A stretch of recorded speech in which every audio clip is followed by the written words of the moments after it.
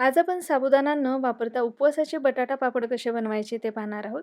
त्यासाठी इथे मी 4 मध्यम आकाराचे बटाटे उकडून घेतलेले आहेत. आता याची साल काढून घ्यायची आपल्याला आणि ह्याला किसून घ्यायचं आहे. सगळे बटाटे साल काढून घेतलेले आहेत, त्याला किसून घ्यायचे. किसणीची जी लहान बाजू असते त्याने किसून घ्यायचं.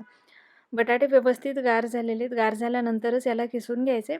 अशा पद्धतीने सगळे बटाटे इथे मी किसून घेतलेले आहेत. आता याला आपल्याला हाताने चांगलं मॅश करून घ्यायचे किंवा मळून घ्यायचे. याला जेवढं चांगलं मळलं जाईल तेवढं आपले जे पापड आहेत छान होतात.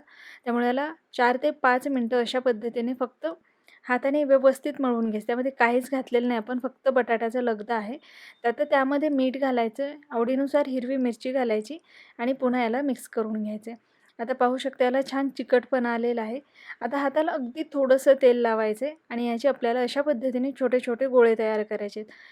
तेलाचा वापर जास्त करायचा नाही, नाहीतर पापडाला नंतर वास येतो.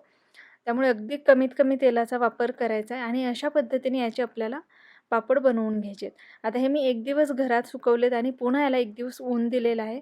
तर इथे पाहू शकता एकदम मस्त आपले बटाट्याचे पापड इथे तयार झालेले आहेत. हे तुम्ही भाजूनही खाऊ शकता किंवा तळूनसुद्धा छान लागतात.